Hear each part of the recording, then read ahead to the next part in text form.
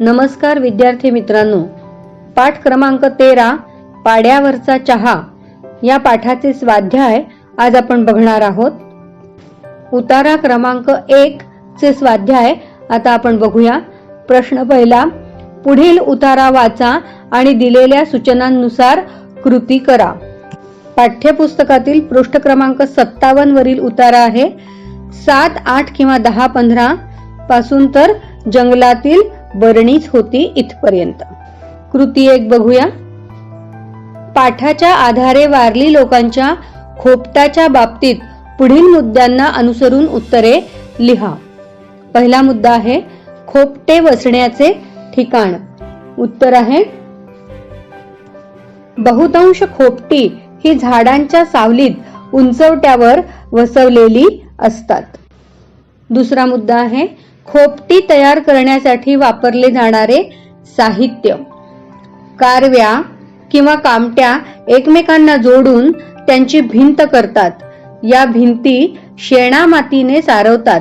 या खोपट्यांना मेढी, चौकटीची लाकडे व इतर 4-6 वासे वापरले असतात. काही खोपट्यांना तर एवढेही लाकूड नसते. छप्पर तर अगदी सामान्य असते. पावसापासून संरक्षण करण्यासाठी पेंढा किंवा पळसाची पाने घरावर पसरतात. तिसरा मुद्दा आहे दारे, खिडक्या व छप्पर. वारल्यांच्या घरांना एकच दार असते. सर्वसाधारण घरांना दिसतात तशा खिडक्या वारल्यांच्या घरांना नसतातच. भिंतीच्या कोणत्याही कारव्या किंवा कामट्या मोडून मोकळा भाग तयार करतात, तीच खिडकी. भरभक्कम छप्पर असे नसतेच.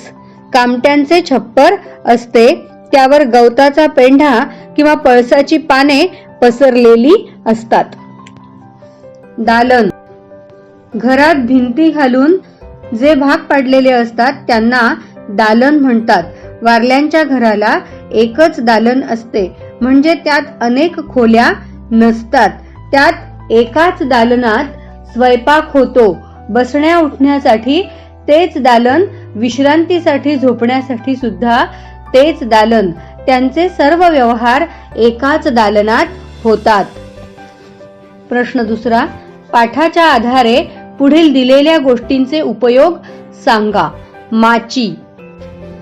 वारली लोक बांबू व कामट्या यापासून लहान टेबलासारखी वस्तू तयार करतात. तिला माची म्हणतात. ही माची म्हणजे त्यांचे टेबलच. लहान लहान खड्डे. वारल्यांची कोंबड्या हीच खरी संपत्ती असते. त्यांना पिण्यासाठी पाणी मिळावे म्हणून लहान लहान खड्डे करून ते पाण्याने भरून ठेवतात. त्यांची संवेदनशीलता यातून दिसून येते. सारवलेला ओटा. वारल्यांच्या घराभोवती घराला लागून 6 ते 9 इंच उंचीचा एक ओटा केलेला असतो. ते तो सारवतात. बसण्या उठण्यासाठी याचाच उपयोग करतात. कृती 2 बघूया. माहिती पूर्ण करा. गाव 5-7 पाडे. एक पाडा 7, 8 किंवा 10, 15 खोपटी. प्रश्न दुसरा, गटात न बसणारा शब्द शोधून लिहा. वाडा, बंगला, महाल, खोपट. उत्तर आहे खोपट. दुसरा प्रश्न, बाज, माची, ओटा, आराम खुर्ची. उत्तर आहे आराम खुर्ची. प्रश्न तिसरा, कारणे लिहा. ढकलली तरी कोसळून पडतील अशी वारल्यांची खोपटी होती, कारण पळवून नेण्यासारखे वारल्यांकडे काहीही नसल्याने खोपटी भक्कम करण्याची गरजच नसे. दुसरं बघूया. पक्षी व कोंबडी यांच्यामुळे होणारा आवाज सोडला तर सारा शुकशुकाट होता. कारण एक म्हणजे पाड्यातील सर्व मोठी माणसे वेठीला गेली होती आणि दुसरे म्हणजे आत्यंतिक दारिद्र्यामुळे वस्तीवर मुळी चैतन्यच नव्हते. त्यातलाच तिसरा प्रश्न बघूया. हा बांबूंचा तुकडा म्हणजे जंगलातील बरणीच होती, कारण आदिवासींकडे धान्य व तत्सम वस्तू ठेवण्यासाठी ते एकमेव साधन होते. तीच त्यांची बरणी होती. कृती 3 बघूया. पुढील शब्दांना कंसातील प्रत्यय जोडून पूर्ण रूपे लिहा. खोपटे, ना हा प्रत्यय जोडायचा आहे. खोपट्यांना. पाडे, पाड्यांना. उंचवटा, त हा प्रत्यय जोडायचा आहे. उंचवट्यात. लाकूड, चा हा प्रत्यय जोडायचा आहे. लाकडाचा. प्रश्न दुसरा बघूया. सहसंबंध लक्षात घेऊन उत्तरे लिहा. झोपणे, झोपाळू. लाजणे, लाजाळू. गाव, गावकी. माणूस, माणुसकी. पुढचा प्रश्न बघूया. कड या नामापासून कडे हे शब्दयोगी अव्यय तयार झाले आहे. याप्रमाणे पुढील नामांपासून तयार झालेली शब्दयोगी अव्यये लिहा. मध्य, मध्ये. पुढा, पुढे. विषय, विषयी. माग, मागे. कृती 4 कडे वळूया. लेखिकांनी वारली लोकांच्या घराचे जे दर्शन घडवले त्याबद्दल तुमचे मत लिहा. या पाठातील वारली लोकांच्या घराचे वर्णन वाचून आम्हाला खूपच आश्चर्य वाटले. इतक्या हालाखीच्या परिस्थितीचा आम्ही कधी विचारही केला नव्हता ते या पाठात वाचायला मिळाले. आजच्या 21व्या शतकात देखील अशी परिस्थिती आहे हे ऐकून फारच वाईट वाटले. त्यांची जी घरं होती, जी खोपटे होते, त्याला घर तरी म्हणावं का असा प्रश्न पडला. इथे आपल्याला सर्व प्रकारच्या सोयी उपलब्ध असतात, परंतु हे वारली लोक यांना मात्र या सर्व सुविधांपासून वंचित राहावे लागते. त्यांच्या मुलांना शाळा तरी शिकता येत असेल का? त्यांना आपल्याला ज्या गोष्टी मिळतात त्या त्यांना मिळत असतील का? असे अनेक प्रश्न आम्हाला पडत होते. अगदी साधी चहापूड आणण्यासाठी, दूध आणण्यासाठी देखील त्यांना 3-3 मैल पायपीट करावी लागते. हे ऐकून तर फारच वाईट वाटले. पैसा कमावण्यासाठी आई वडिलांना बाहेर जावे लागते. त्यामुळे मुलांकडे पाहिजे तेवढे लक्ष राहत नाही. त्यांच्या शाळेची, शिक्षणाची सोय होत नाही. ही अतिशय वाईट परिस्थिती आहे असे आम्हाला वाटते. उतारा क्रमांक 2. प्रश्न पहिला.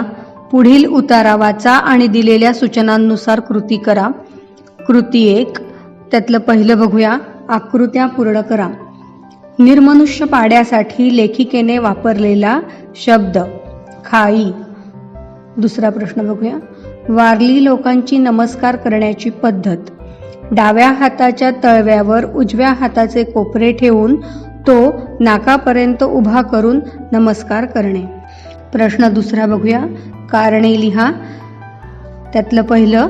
लेखिका निराश झाल्या तरी त्यांनी स्वतःला सावरले, कारण त्यांची त्यांच्या ध्येयावरील निष्ठा व गरिबांविषयी तळमळ अविचल होती. दुसरं बघूया. लेखिका कंटाळून नाईलाजाने परतीच्या प्रवासाचा विचार करू लागल्या, कारण ज्यांच्यासाठी त्या एवढा त्रास घेऊन तिथे गेल्या होत्या त्यांच्यापैकी कोणीही तिथे येत नव्हते. त्यांची विचारपूस करीत नव्हते.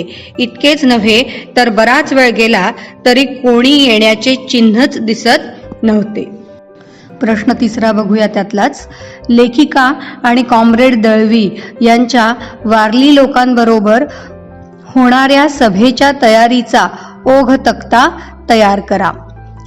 पाहुण्यांना झोपडीत नेले. एकाने खोली झाडली, दुसऱ्याने हातरी अंथरली. इतक्यात काहींनी बाज आणली. जे 10-15 जण जमले होते ते ओळीने कुडापाशी हळूहळू बसले. त्यातला प्रश्न चौथा बघूया. सालकर पाड्याचा भकासपणा व्यक्त करणारी वाक्ये उतार्यातून शोधून लिहा. उत्तर आहे.